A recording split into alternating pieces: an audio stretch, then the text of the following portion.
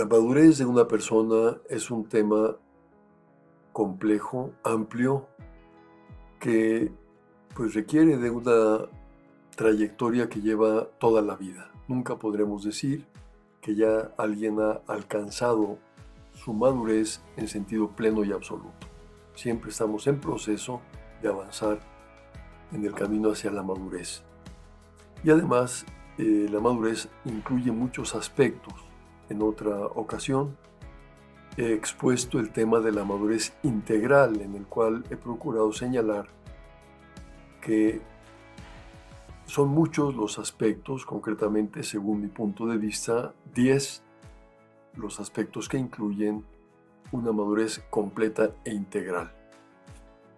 Después de haber ofrecido esa síntesis de los 10 aspectos de la madurez integral, deseo ahora tratar de uno de ellos para ir paulatinamente en otras sesiones abarcando los demás, de uno por uno. En este caso, en esta ocasión, quiero comenzar por hablar de la madurez intelectual, es decir, de la madurez de la inteligencia, que tanta importancia tiene, porque es la inteligencia la que guía nuestra conducta, la conducta y el desenvolvimiento de nuestra vida.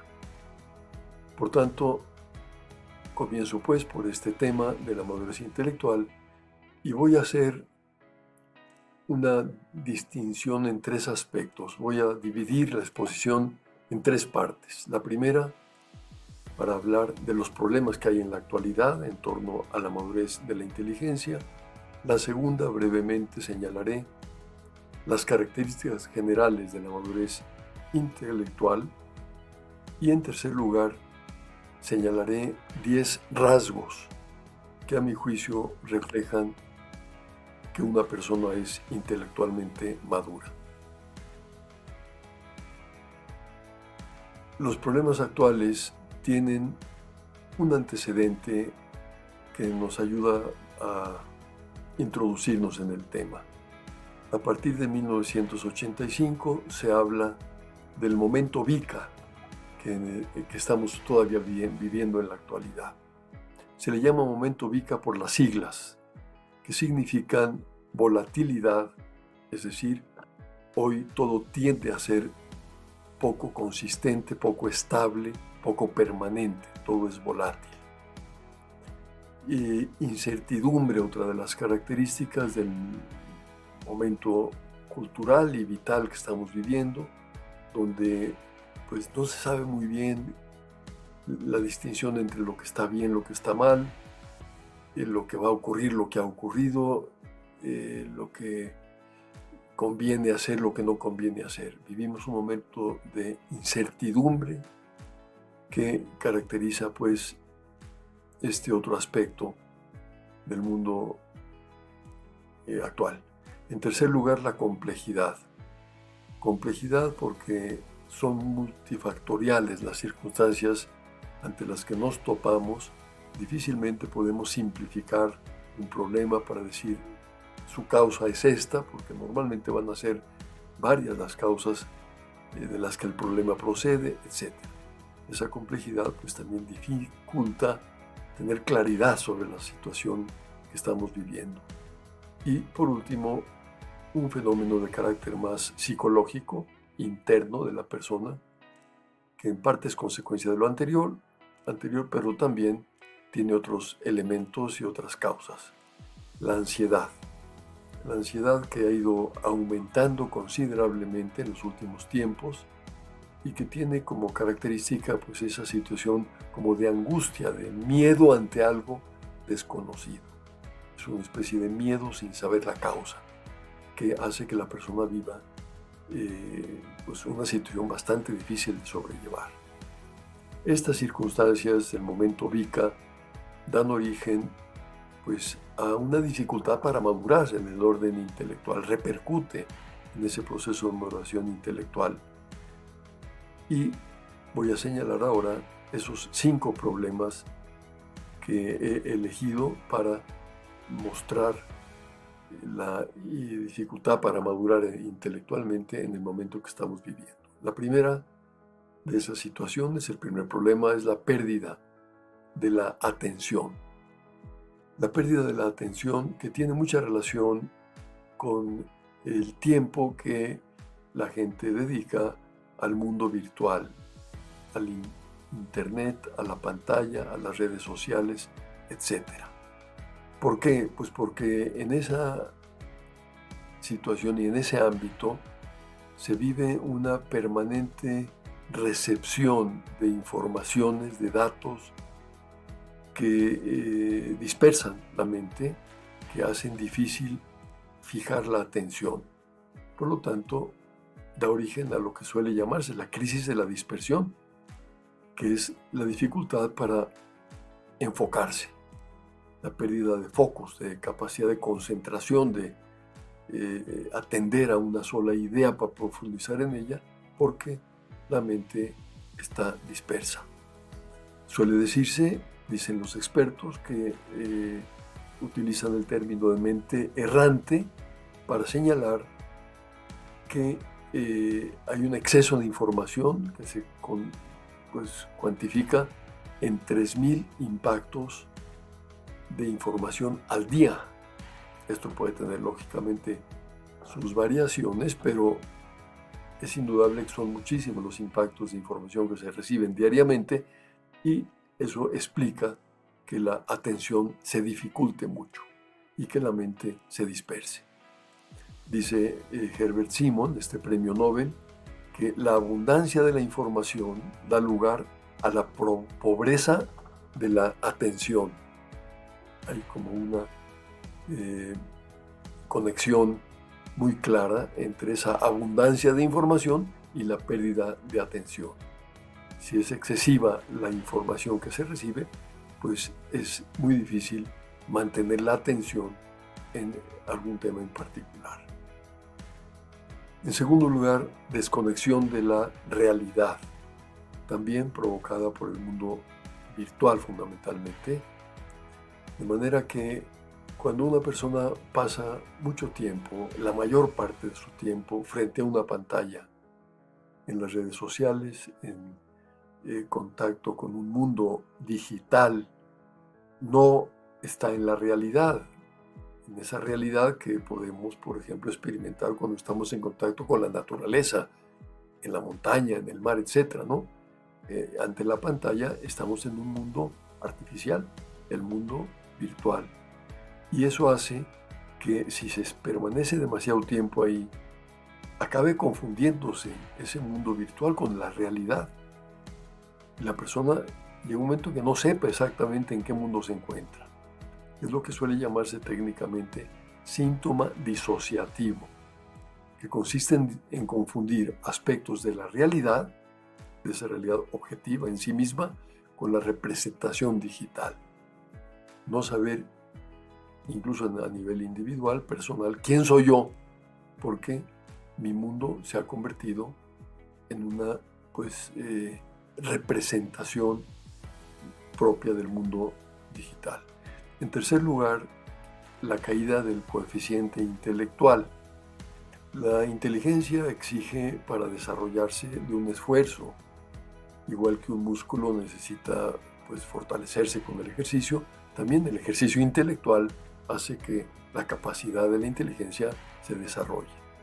En cambio, cuando no se ejercita la inteligencia, porque no se tiene ocasión de esforzarse, el coeficiente intelectual tiende a decaer, según las investigaciones más recientes que se han hecho.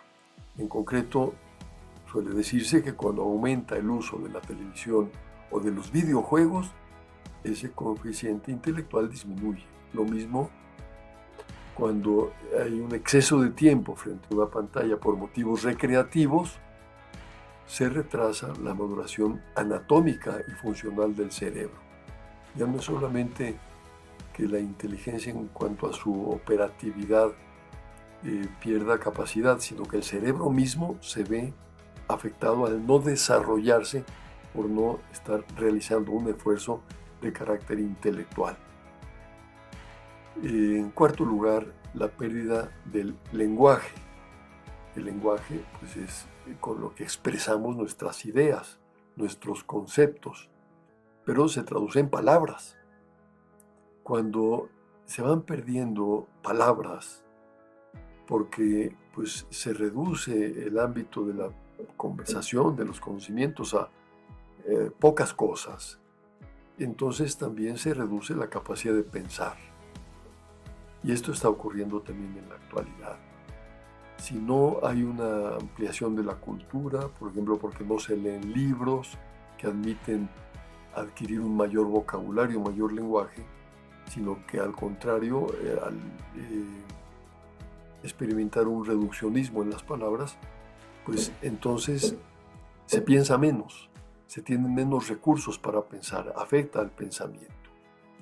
También suele señalarse que la vulgarización del lenguaje disminuye la capacidad de pensamiento. Cuando no hay palabras que tengan mayor contenido, pues el lenguaje va a repercutir también en el pensamiento porque se ha ido como vulgarizando, cayendo en un nivel de superficialidad que afectará al pensamiento. Y eso también es algo muy actual, la pérdida de sentido de las palabras. Cuando ya no se sabe bien qué significa una palabra, pues entonces la cultura cambia y eso acaba por repercutir en el pensamiento. Después, esa pérdida del lenguaje, uno de los problemas que actualmente también están presentándose como obstáculo, como dificultad para madurar intelectualmente. Por último, señalo otro problema que es la pérdida de sentido común. Sentido común, según la Real Academia de la Lengua Española, es la capacidad de entender o juzgar de forma razonable. Quien tiene sentido común, pues razona de un modo razonable. En cambio, cuando hay confusión en la mente, cuando se ha perdido la claridad, también se pierde esta capacidad de razonar de un modo claro, y eso es perder el sentido común. Hoy en día, por ejemplo, nos topamos con una serie de paradojas en la práctica que afectan al sentido común. Pongo ejemplos concretos. Bien, hay más tecnología, pero al mismo tiempo más deterioro del mundo, el tema de la ecología. Hay más información y cada vez más confusión e ignorancia. Más satisfactores materiales, mayor insatisfacción y tristeza. Más riqueza acumulada y cada vez mayor desigualdad. Más alimentos y a su vez más hambre en el mundo. Más elementos de comunicación y las personas están más solas. Mayor soledad. Bien, pues con esto paso al segundo apartado. Después de señalar esos problemas, advierto ahora cuáles son esas características generales de la madurez intelectual. Tengamos en cuenta que nuestra inteligencia tiene como dos vertientes. Una vertiente teórica que consiste en conocer la verdad con nuestro intelecto, tanto en el nivel, por ejemplo, de las ciencias positivas, como puede ser la química, la biología, la física, etcétera, ciencias en las cuales hay una metodología para llevar a cabo ese conocimiento y para llegar a las verdades propias de esos niveles de conocimiento. Pero también hay otras verdades de fondo que no pertenecen al mundo de las ciencias positivas, que están más conectadas con el nivel filosófico. ¿Quién soy yo? ¿Cuál es el sentido de la vida humana? ¿Qué es el bien? ¿Qué es el mal? Etcétera. Por otra parte, la inteligencia tiene una vertiente, como decía, práctica. Es la inteligencia aplicada a la acción, orientada a la acción.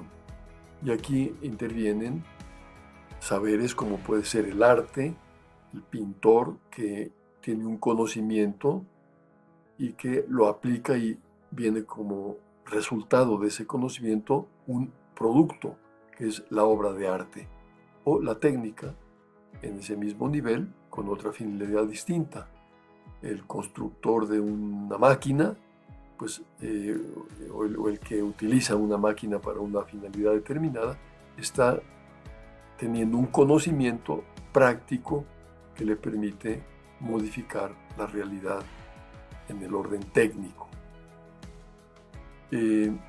También en este nivel práctico está lo que suele llamarse la prudencia o sabiduría práctica, que no se refiere tanto a realizar una acción que se traduzca en un producto, como puede ser la obra de arte o la máquina que se construyó, sino que tiene como objetivo la conducta humana, es decir, el actuar correctamente de la persona en cuanto persona.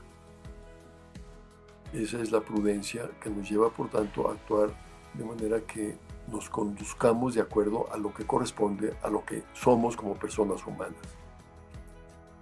Y por otro lado, la madurez en la inteligencia, además de abarcar el aspecto teórico y el aspecto práctico que he señalado, incluye una serie de disposiciones que reflejan precisamente esa madurez. Señalo por lo pronto una de ellas, que es la capacidad de reflexión, como capacidad de análisis y de síntesis, que expresa que una persona, cuando sabe reflexionar, pues tiene una inteligencia que ha madurado. Esto se verá reflejado a continuación en los 10 rasgos que quisiera destacar y que a mi juicio manifiestan lo que es una persona intelectualmente madura. En primer lugar, la persona madura en este ámbito es aquella que tiene respuestas a las cuestiones fundamentales. En concreto, son cuestiones que tienen un contenido inmaterial.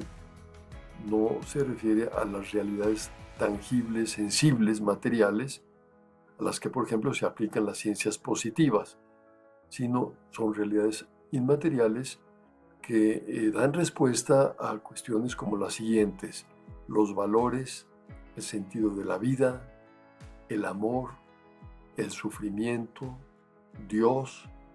Estas realidades, que son de carácter inmaterial, son objetos también propios del conocimiento en los cuales hay una verdad. La persona madura pues tiene la capacidad de dar respuesta a estas cuestiones fundamentales, profundas, que forman parte de la vida humana. Y para quien es creyente y tiene una fe propia de su religión, pues el conocimiento de esas verdades de fe también es una señal de madurez de la inteligencia. Por ejemplo, quien es católico y sabe que Jesucristo es Dios y hombre al mismo tiempo, pues ahí tendría una oportunidad la inteligencia para profundizar en lo que significan estas dos realidades de una misma persona, que es Jesucristo, la realidad o la naturaleza humana, la naturaleza divina. Profundizar en este misterio permite madurar intelectualmente también. En segundo lugar, un segundo rasgo es el conocimiento verdadero en el propio ámbito profesional. Pensemos, por ejemplo, en un médico que conoce su ciencia, la medicina, y profundiza en ella, la domina, pues es una persona madura intelectualmente en este segundo ámbito, en el cual también tendrá que mantenerse actualizado para que esos conocimientos lo sigan enriqueciendo y pueda seguir ejerciendo su actividad profesional con eficacia. Es ahí otro ámbito claro, otra señal de que la persona es madura cuando domina el ámbito de su vida profesional. que tendrá que también, y esa será otra señal de madurez, hacer compatibles esos conocimientos de su oficio, de su actividad, de su profesión, con esas verdades y esas cuestiones fundamentales que mencioné anteriormente. Un tercer rasgo, el dominio sobre la habilidad práctica. Esto se refiere a las personas que tienen un saber técnico, por ejemplo, o artístico. Pensemos, pues, no sé, en el que realiza una obra de arte, una escultura, pues será maduro si domina el arte de la escultura y es capaz de producir una obra que tenga calidad, que tenga perfección. La perfección, la madurez se va a medir precisamente por la perfección de la obra llevada a cabo, tanto en el orden técnico como en el orden artístico.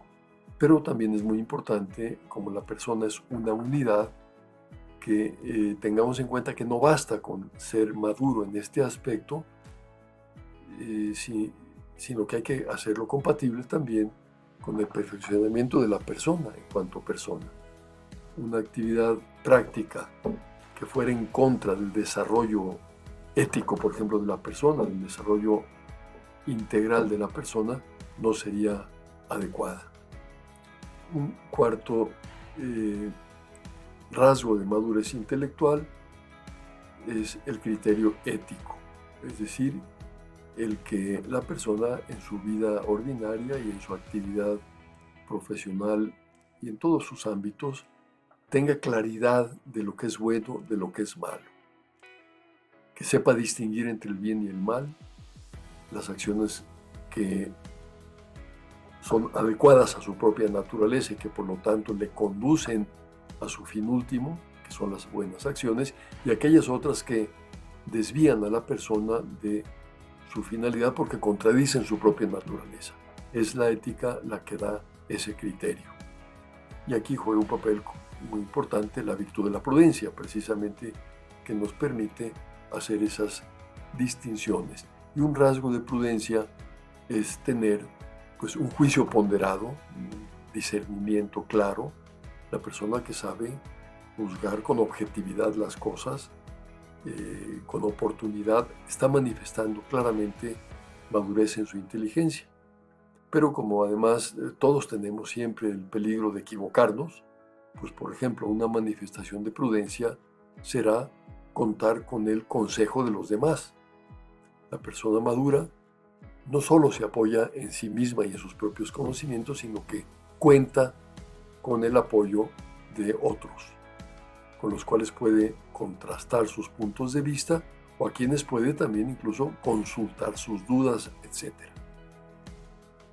Un quinto rasgo de madurez intelectual es el sentido común, al que hice referencia al hablar de los problemas. Señalo simplemente una vez más lo que dice la Real Academia sobre el sentido común. Es la capacidad de entender o juzgar de forma razonable. Y algunos autores lo han expresado de manera diferente, pero todos en la misma dirección. Por ejemplo, Henri Bergson, la facultad de orientarse en la vida práctica. Una idea que nos dice por dónde va el sentido común. Saber orientarse en la vida práctica, saber cómo proceder, no quedarse pasmado, no quedarse atorado para resolver las cosas, para dar salida a los problemas, etc. O como dice Emerson, el sentido común es la línea más corta entre dos puntos. Una persona que sabe simplificar los problemas para dar una solución eficaz y que no se pierde en disquisiciones que muchas veces pueden ser contrarias al sentido común y dificultar el proceso. O como dice Chesterton, una sociedad está en decadencia cuando el sentido común se vuelve poco común. Es el sentido común que nos lleva a decir esto es pues, tal como aparece, esto así ha sido en su origen creado, pues lo normal es que se respete su forma de ser, etc. Ese sentido común, cuando se pierde, pues también afecta a la sociedad. Sexto rasgo, la capacidad de reflexión, algo muy claro, muy característico de la inteligencia madura. Consiste en analizar, por ejemplo, un problema, separar sus partes para profundizar en sus diversos elementos y finalmente hacer una síntesis de lo que se ha analizado para comprender a fondo aquello que estamos queriendo conocer. Otro rasgo en esta misma línea de la reflexión es la capacidad de concentración. Una persona madura sabe concentrarse, enfocarse para poder profundizar y pensar sobre aquello que exige su atención. En esta misma línea, el diálogo es un modo también de favorecer la reflexión, porque en el diálogo nosotros contrastamos nuestros puntos de vista con otras personas y eso nos suele enriquecer y activa nuestra inteligencia, estimula nuestro pensamiento al estar precisamente intercambiando las ideas con otras personas. El realismo, otra característica de la persona madura, es decir, la persona que consiste el realismo en partir de la realidad, en admitir que hay una objetividad de la verdad, lo contrario al puro subjetivismo, al relativismo que está tan en boga en la actualidad, que incluye una actitud de humildad intelectual, reconocer que la verdad está en la realidad, pero que yo soy limitado y tengo que irla conociendo paulatinamente, poco a poco, para aproximarme a ella. Pero no soy yo el autor de la verdad, sino que la verdad está en la realidad y mi disposición consistirá en aproximarme a ella de manera progresiva. La persona madura, por tanto, se mantiene conectada con la realidad, no se deja evadir, no se deja alejar como puede ocurrir a quien está permanentemente conectada o conectado con la pantalla virtual. Bien, octavo rasgo, la profundidad. La persona madura distingue entre lo esencial y lo accidental, lo que es importante y lo que es secundario. Sabe jerarquizar los problemas, señalar cuáles son los aspectos más importantes y los que tienen menor relevancia, y organizar y estructurar las cosas de manera jerárquica en función de la importancia de cada uno de los elementos o de las partes. También en este sentido, en este terreno de la capacidad de profundización, está en el orden espiritual la meditación, que en el sentido propio de la palabra, en sentido cristiano, se traducirá en esa capacidad de hablar con Dios, ese diálogo con Dios, esa conversación con Dios que exige ciertamente superar una actitud superficial para llegar a una relación más profunda. Noveno rasgo, la capacidad de expresión verbal y escrita. Una persona madura intelectualmente pues tiene lenguaje, tiene la capacidad de echar mano de diversos términos para expresar lo que piensa. Y eso pues, lo adquiere precisamente con el ejercicio reflexivo, pero muchas veces a través, por ejemplo, de la lectura, del estudio, etc. Una persona madura en este sentido también habla con precisión, con asertividad, no es ambigua en su forma de expresarse. Y por último, puede añadirse como rasgo de madurez intelectual la creatividad y la iniciativa, para dejar claro que el pensamiento maduro no se reduce simplemente a una actitud pasiva de recepción de una verdad que viene de fuera, sino que yo también puedo, a partir de lo que conozco, aportar verdades que vaya descubriendo, que vaya deduciendo de lo que voy conociendo. Hacer aportaciones teóricas o aportaciones prácticas que van a reflejar precisamente una actitud proactiva de la inteligencia que pues, da lugar a este último rasgo de creatividad e iniciativa que interesa tener en cuenta. Como el ser humano es un ser orientado hacia el futuro, pues tiene que saber también distinguir entre las acciones que le conviene llevar a cabo y las que no. Muchas veces deberá incluir, por ejemplo, la capacidad de riesgo como una capacidad de tomar una decisión que la inteligencia va a señalar como conveniente, aunque incluya cierto riesgo que ha sido prudentemente calculado. Bien, pues con esto concluyo la exposición de estos aspectos de la madurez intelectual, después de haber señalado los 5 problemas que he ido analizando, las características generales de una madurez intelectual y finalmente estos 10 rasgos de la persona intelectualmente madura que me parece nos pueden orientar para analizar la situación personal de cada uno de nosotros y al mismo tiempo para detectar dónde podamos encontrar oportunidades de mejora en ese proceso de maduración intelectual que, como señalaba inicialmente, nunca termina. Siempre estamos abiertos a avanzar en él, a ir adelante, dando pasos concretos que nos lleven a una mayor plenitud en el orden, en este caso intelectual, que se traducirá en esa madurez que todos vemos conveniente, que todos deseamos y que tantos beneficios trae consigo para la vida humana.